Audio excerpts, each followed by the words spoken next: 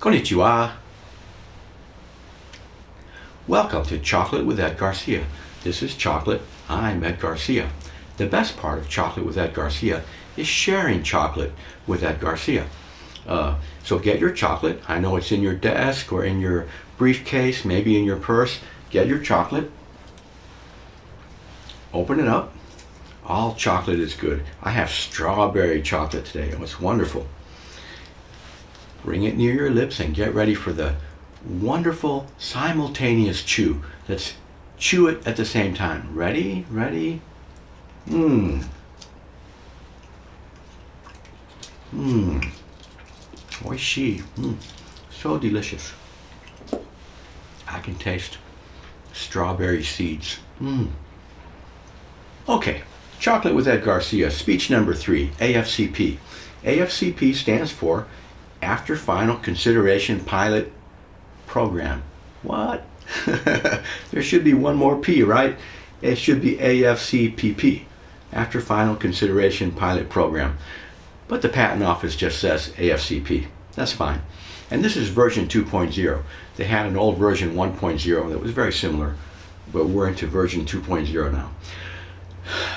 As you know, I'm a patent attorney. I used to be a patent examiner for the Patent Office back in near Washington, D.C., just south of Washington, D.C. in Virginia. I used to work when the office was in Crystal City, and then they moved it to Alexandria. So I worked at both locations.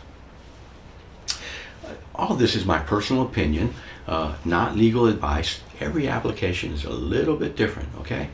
So be careful. Today is 13th of July, 2019, and here we go. Okay, let's talk about the background of after-final procedures. There are 4 common after-final procedures. Here's a link to a Qualcomm article on these issues. I'm only going to discuss one of these after-final procedures, which is After Final Consideration Pilot Program 2.0. So now let's look at the big picture. The goal of the Patent Office in general is compact prosecution. They want to cover all of the issues as much as possible in the first office action. So the examiner does a lot of work for the first office action, and they want the applicant to solve all of these problems in his response to the first office action. And then the examiner may be able to write a final office action, which again may reject all the claims. So now the applicant wants to make more amendments, right? He had the original claims, he's gotten to amend all the claims once, no problem, and now he wants to amend them again after the final office action. Well, that's just too much work, right? You need to pay more money for that. You have to file an RCE and pay the fees associated with an RCE, request for continued examination. Because if not, there's too much work for the examiner. The way the examiner gets paid, he doesn't have time to do additional work after he writes the final office action. So, specifically, entry of amendments after a final office action requires additional consideration and/or searching by the examiner. And it's just too much work. Now, so in general, after final amendments are not entered as a matter of right. Amendments after a non-final office action are entered. But amendments after a final office action generally are not entered because it was a final office action. Now, some exceptions, reducing the number of claims to simplify issues for appeal, those amendments will be entered. To summarize, the word final in final office action means, guess, it means final, okay? The examiner's finished. Now let's consider the Qualcomm paper, which analyzes over 3,000 AFCPs over a 5-year period. Well, that's a lot of applications, that's a lot of data. Look at the top right here, this blue area. I will summarize all of these details. So my summary is 20% of the applications, of the AFCPs with amendments are entered and allowed, okay? 20%, let's call that success. 76% of the AFCPs receive an advisory action and the amendment is not entered. Now there's 4% other things, some small probability things that I'm not going to get into, but you can read the paper if you want to look at those. To summarize, 20% allowed, 76% advisory action. So not a very high success rate, right? Only 1 out of 5. 20%, 1 out of 5. There are 7 requirements to participate in the AFCP program. So the applicant must satisfy these 7 requirements, these 7 criteria.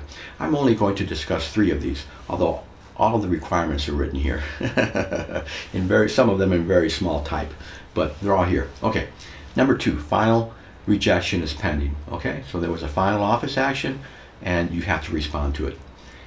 Number 6 is there is no AFCP fee, but if an extension of time is due, you have to pay it.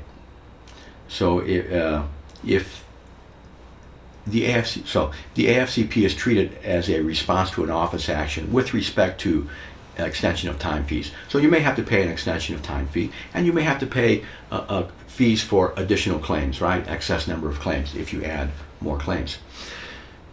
Number 7, perhaps the most important, is the response must include an amendment to at least one independent claim, okay, at least one independent claim, and the amendment does not broaden the scope of the independent claim in any way. Okay, so the amendment cannot broaden the scope, so cannot do that. What you can do is you can narrow the scope of the claim. You can add features. So now you're not claiming as much material. So now you add more limitations. You may add a new feature, for example. There's a third possibility which most people don't consider, but which this clearly allows, which is an amendment that does not broaden, but also does not narrow. How can you do this? Well, let's call it a clarifying amendment. Okay? For example, my claim 1 says 1 dozen eggs. Okay? In America, people buy eggs in packs of a dozen, a box of 1 dozen eggs. Well, that's 12 eggs. But some people in Japan don't know what a dozen is. Their English may be excellent, but they might not know what a dozen is because their eggs come in 10. They just don't buy anything in boxes of 1 dozen, boxes of 12. So I can make a clarifying amendment to delete the word dozen and insert the word 12. Okay? Really, I haven't changed the application. Excuse me, I have not changed the amendment at all, substantively, right? It's still a dozen or 12, but I have clarified it. I have made an amendment that does not broaden. Therefore, I qualify for the AFCP program. All right, that's important to keep in mind. It's a very clever tactic. Okay, let's perform an analysis that the examiner is supposed to make according to the U.S. Patent and Trademark Office. This is the analysis the examiner should make. Now I'm going to show you a slightly different analysis later. But this is theoretically, this is what the Patent Office believes the examiner should do. So let's consider the conditions. The AFCP request is not compliant. You failed some part of it. For example, you amended a dependent claim, number 7, but you did not amend any independent claim, such as claim 1. Well, too bad. You did not satisfy the 7 criteria, the 7 conditions. So therefore, the result is the examiner will not enter your amendment and he will issue an advisory action, a very short paragraph explaining, no, I'm not entering the amendment for this reason. Okay, second possibility, the request is compliant. You satisfy the 7 conditions and the work is estimated at more than 4 hours. Now, the Patent Office will only allocate up to 4 hours for the examiner to process this AFCP. So if it takes more than 4 hours, the examiner will say, too much work. This is an undue burden on me because I'm going to do additional work for which I'm not going to get paid, and I write the advisory action. So you add these 2 possibilities together and you come out with 76% chance of advisory action, right? Almost always an advisory action. Now let's consider what you hope for, the third condition, which is what you as an applicant hope happens. The AFCP request is compliant and the estimated work is less than or equal to 4 hours. Under this situation, the examiner should, but we're going to see he doesn't always do this, he should enter the amendment. If he enters the amendment, then option 3A, condition 3A, is he issues an allowance. Now this happens 20% of the time, as we said, about 1 out of 5. Now, more recent data that I learned from the U.S. Patent Office, from a Patent Office official, is that the allowance rate is 13% now. It seems to go down every year for reasons that we will discuss later. Okay, 3B is the examiner enters the amendment and writes a final or non-final office action. Now the possibility of this is only 1% for reasons, well, I'll explain it. If the examiner enters the amendment, he estimates less than 4 hours, he enters the amendment and he starts to realize that, oh my gosh, he performs a search and says, here it is, I'm going to have to write an office action. And then he changes his mind. He says, forget this. An office action takes too much work, too much time. I revise my estimate. It's not going to take less than 4 hours. It's going to take more than 4 hours. Therefore, I'm not going to enter the amendment, right? So as soon as the examiner realizes he will have to write an office action, he changes his mind. He says, forget it. It's going to take too much work. Therefore, I will not enter the amendment. In other words, as soon as he realizes that, he moves up into condition 2, where work is more than 4 hours, right? So that's why there's very, very few office actions written in response to an AFCP, right? Very few, 1%. Okay, now let's consider the examiner's game theory. Life is a game, we all play the game. If compliant and less than or equal to 4 hours of work, then the examiner breaks even if he works 4 hours and is paid 4 hours, okay? He works 4 hours, is paid 4 hours. That sounds very reasonable. But there are some other things to consider. Now, what if the examiner can make a profit? What if the examiner profits by 3 hours if he works 1 hour and is paid 4 hours, right? In this case, if he works 1 hour, is paid 4 hours, he makes a profit of 3 hours.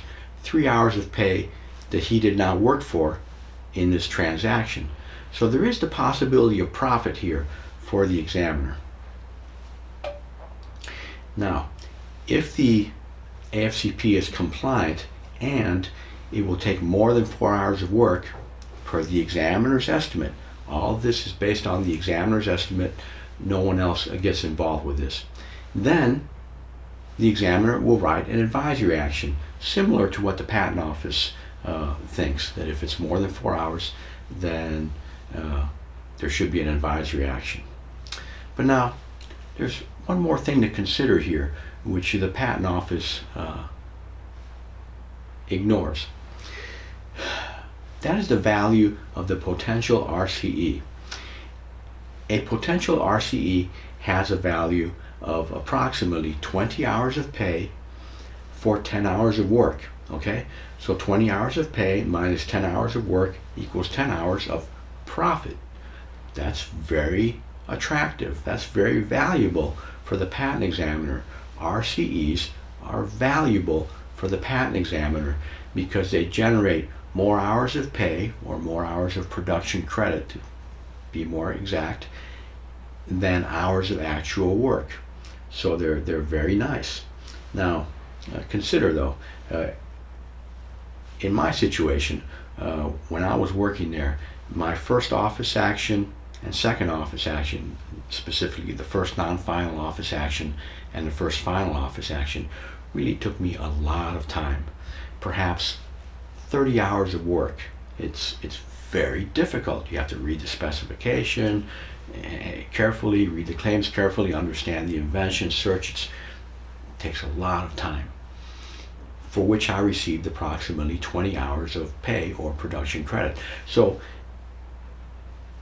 after I've written my final office action, the truth is I'm at negative 10 hours. I've lost money on the application unless I get an RCE. I'm expecting to get the RCE, and I'm expecting to make money on the RCE in order that the overall transaction is roughly break even. So I need some RCEs, or I cannot make my production. I will lose my job if I don't get some RCEs, really.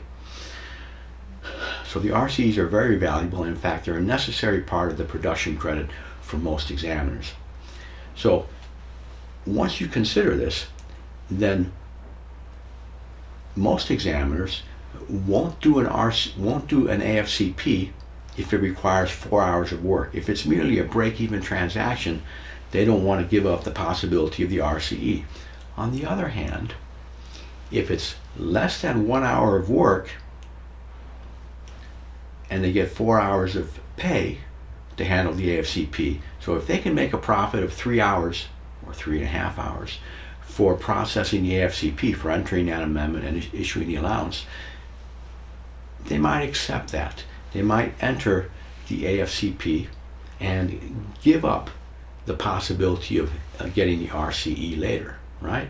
You basically have to pay the examiner a little bit of extra profit now in order to have him do work after final and give up the possibility of the RCE. So, to summarize, if you estimate less than 1 hour of work and that the entry of the amendment will result in an allowance, in that situation, the examiner probably will enter the amendment and issue the allowance, okay? So the 4 hour number that the Patent Office talks about is really not what the examiner uses. Many examiners use a 1 hour number to perform their calculation and to perform their decision. Therefore, most examiners will not perform a search for an AFCP. So, similar to what we talked about in the speech number 2 about interviews, the examiner does not want to perform a search for a new feature after final. Similarly, he will not perform a search for a new feature before an interview. Let's continue this game theory analysis and consider some irrational behavior in special cases. Even if you know the rules to the game, sometimes people play irrationally, right? They don't understand the game. They do things that appear irrational, not rational. They appear, well, silly. So let's consider this. Young examiners sometimes act irrationally for a number of reasons. For example, they may not understand the value of an RCE, and so they may do 4 hours of work for 4 hours of pay for an AFCP. So they don't really understand the game very well. Or they may be controlled by strict supervisors or by strict primary examiners that force the young examiner to accept the AFCP. Or, and this is applies also to old examiners, they may act inefficiently due to short-term needs. For example, it may be the end of a quarter and the examiner may be behind on production. He has not produced very much this quarter, and if he does not have more production immediately, he may be placed on probation. He may lose his job. So he desperately needs those 4 hours of pay and maybe also that allowance right now. He needs it right now. He's in a desperate situation. He may lose his job. So what does he do? He may even do 5 hours, 6 hours, 10 hours of work in order to get that 4 hours of credit for entering the AFCP. And also he may need that allowance. There's also some production credit for getting the allowance. So sometimes you see irrational short-term behavior, especially at the end of a quarter. Yeah. Now, there are also some special cases. Amendments that are made per the examiner's previous suggestions tend to be entered even after final, even if a search is required. So, for example, You may have an interview, the examiner may suggest adding a feature from figure 5, and you may add the feature as part of an AFCP request. In this case, the examiner may appreciate that you're doing what he told you to do, and he may pretty much know that that feature will make it patentable. So he may make a very quick search and allow. So, but that's a special case though, right? Doing what the examiner said is always a good idea. Okay, now let's do a little bit of data mining or data analysis. Like I said, I like to perform a little bit of data analysis for every speech. In this case, I looked at a sample of 10 applications from a medium-sized Japanese company. In this sample of 10, there were no requests for continuing examination. That's very unusual, very unusual. In these 10 applications, there were 6 final office actions that resulted in 4 responses with AFCP, 1 abandonment with no response, and 1 response without AFCP. Now let's begin with the 4 responses with AFCP. Of those, 2 of them were entered and allowed. The other 2 were not entered and were abandoned. So 2 of them were allowed. That's an allowance rate of 50%, right? That's much higher than what Qualcomm had of 20%. But this is a very small sample, only 10. So we really can't draw any conclusions from that. Now, in addition to the 4 responses with AFCP, there was 1 abandonment with no response, and there was 1 response without AFCP. Let's discuss that one in more detail. That one, the response without an AFCP, resulted in a notice of allowance due to priority dates. The applicant made an argument that the rejection used references that were not prior art due to the priority dates. And it was a successful argument, resulting in a notice of allowance in this case. It may have resulted in a new office action, but in this case, the examiner allowed. Now, the interesting part was that the response without the AFCP included some clarifying amendments to Claim 1. They made things a bit more clear. So therefore, in my opinion, they should have used an AFCP and given the examiner 4 hours of additional pay, right? Why not? Be nice to the examiner, and the examiner is more likely to be nice to you. This was an easy opportunity to give this examiner 4 hours of pay. And in this case, they were already making the clarifying amendments. So all they had to do was fill out the AFCP request form. Why not? They qualified for it without any effort, any additional effort. Okay, so also I found that 6 of these 10 applications were allowed. That's an allowance rate of 60%. Let's think about that. So if you go to the store and buy, if you have 10 applications, that's similar to going to the store and buying a box of 10 eggs, right? In Japan, the boxes come with 10 eggs. Now, of those 10 applications, only 6 of them were allowed. That's similar to bringing the box of eggs home, but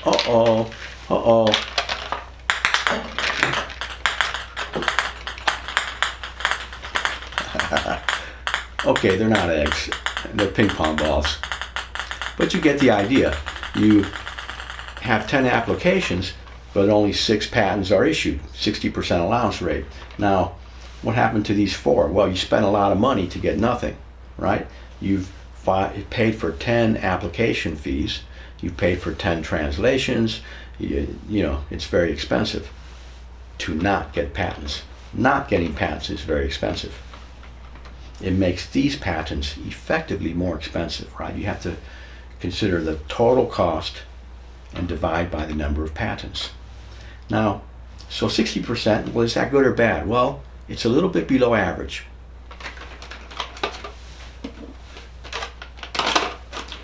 The average at the patent office is 70%. out of every 10 applications, 7 of those 10 applications result in an allowance. 7 out of 10. But now some applicants receive 90% allowance rate. Why is that? Well, they may, for example, have very good inventions. Not just good inventions, but also a good patent committee that selects which inventions will be submitted as patent applications. So if you have good inventions and a good patent committee, that may get you from 70% to 80%. Or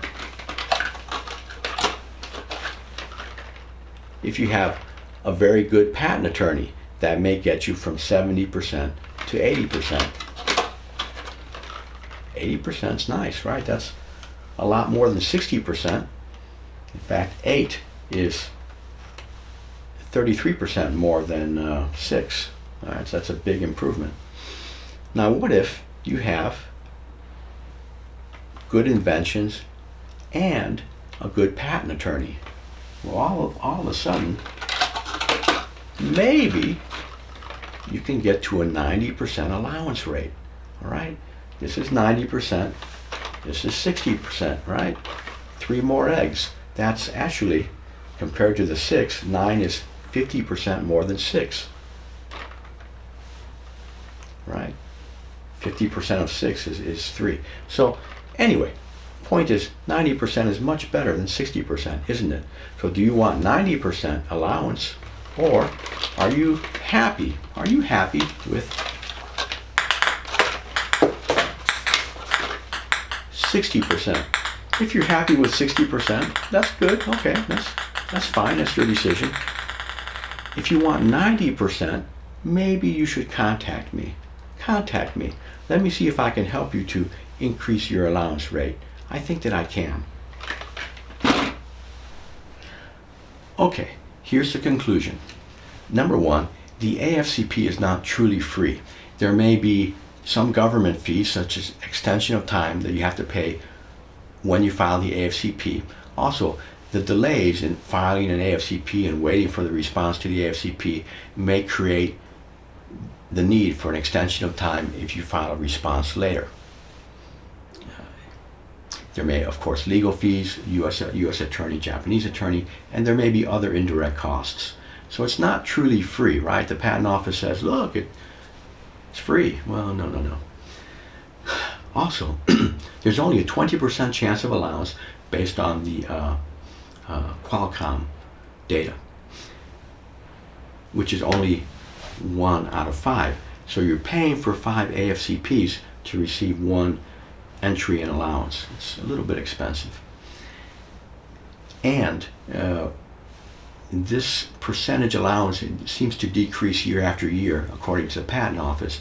The most recent number I hear is 13%, which is 1 out of 8. So you file 8, right? Americans go 8, Japanese go 8. I think the Japanese do it more clearly, 8 or 8. You file 8, only 1 is entered and allowed. So 7 times you're doing things which have no value, and only 1 time it's like winning the lottery, right? Number 2, so let's talk about strategy here. What should the applicant do? What should the applicant do? If the applicant expects an advisory action because the applicant estimates it will take more than 1 hour of work for the examiner, especially if you're adding a new feature, the applicant should do something else immediately. File an RCE with the amendment, or abandon, or interview, or appeal, right? There are many other options that move quickly instead of wasting time and money doing something with a low probability of success. More important, I'm giving you a way to predict whether or not your AFCP will be successful. Okay? You want to predict instead of just filing an AFCP whenever you qualify for an AFCP. Think about whether or not this AFCP will actually be granted. You can greatly increase the success rate of your AFCPs while decreasing the cost of filing AFCPs which are not successful. Specifically, if you estimate less than 1 hour of work and you estimate that it will result in an allowance, then go ahead, file the AFCP. This is, you have a good chance of having the AFCP allowed. Now, I myself have never entered an AFCP and will never enter an AFCP because the RCEs are too valuable to me. I need them, and I'm a patient fellow. I can wait for the RCE to come in. But nonetheless, many examiners do enter AFCPs under certain conditions when they can make a good profit. Okay, you've got to, and then the patent office, I think, understands this. So, if less than 1 hour of work and it results in an allowance, then file the AFCP. Okay, let's give some examples. Number 4 examples. You can move the feature from Claim 8 into Claim 1, right? So now you've amended Claim 1 with a narrowing amendment, an amendment that does not broaden, so you qualify for AFCP. So that's a good time to do it, right?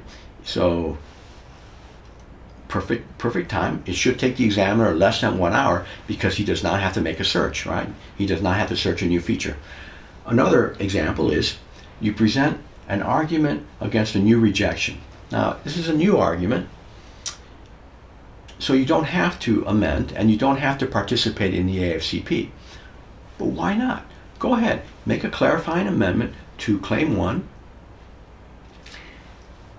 and now present your arguments against a new rejection. All right, let's face it, Claim 1 always has room for a little bit of improvement, so improve it a little bit and make your argument against a new rejection, and the examiner is more likely to listen carefully to your new argument if he has the possibility of earning an extra 4 hours by entering your amendment and by allowing, right? Help the examiner, give him 4 hours, all right? If you make a small change to Claim 1, you have the opportunity to offer the examiner an additional 4 hours of pay. Why not? Let's play the game. Help the examiner. Okay, another possibility is to improve an old argument. You made an argument in the final office action, the examiner said the argument was not persuasive, and you look at the argument and you say, I wish I had spent a little more time. I wish I had said a few more things. I wish I had included an annotated figure, or I wish I had included a declaration from an expert, or I wish, right? There's always room for improvement, right? So you want to improve the argument. Well, if you file a response after final response with no amendments, with an improved argument, let me tell you what the examiner is going to say.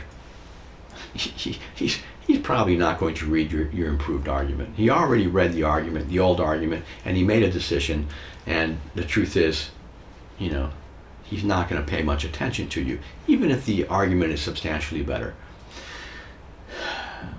But what if you make a clarifying amendment? You modify Claim 1, 12 eggs instead of a dozen eggs, and then you provide the improved argument. Well, now you're offering the examiner the possibility of entering the amendment and gaining 4 hours of pay to read your improved argument, and if he finds it's a good argument, to enter the amendment, right? You're creating this possibility. You're trying to help the examiner, and he may help you, right? So, number 5, and this is really the most important point here. Clarifying amendments qualify for AFCP. Help the examiner, and the examiner may help you. So I'm giving you 2 things. Number 1 is a way to predict whether or not your AFCP will be entered and allowed, right? The 1 hour rule of thumb. If it's going to take more than 1 hour, probably the examiner will not enter the amendment, in particular new features, right? He just does not have time. This is kind of similar to what we discussed about the interviews. So the examiner will not perform a search for a new feature after final office action, similar to the way he will not perform a search in advance of a interview. All right, that's just not the way he gets paid. So I've shown you a way to predict the probability that the examiner will enter your amendment. Additionally, I'm showing you a way to use clarifying amendments to intentionally qualify for the AFCP, to intentionally create a way for the examiner to receive an additional 4 hours of pay. For example, when you strengthen an old argument, make a very minor clarifying amendment and create the possibility of the examiner receiving an extra 4 hours of pay. The only extra expense to you is the time and energy for a clarifying amendment. And let's face it, very often there's room to improve Claim 1, a very small improvement. Why not? And of course, you have to fill out the form, the AFCP request form. But these are relatively minor expenses, and will create the possibility of the examiner receiving 4 hours of pay, right? It's a game. Help the examiner play the game, understand how the game works. This is the end of Chocolate with Ed Garcia, speech number 3, AFCPs. This was the best speech ever. Yes, it was. This was the best speech ever. 日本が大好きです。ありがとうございます。さよなら。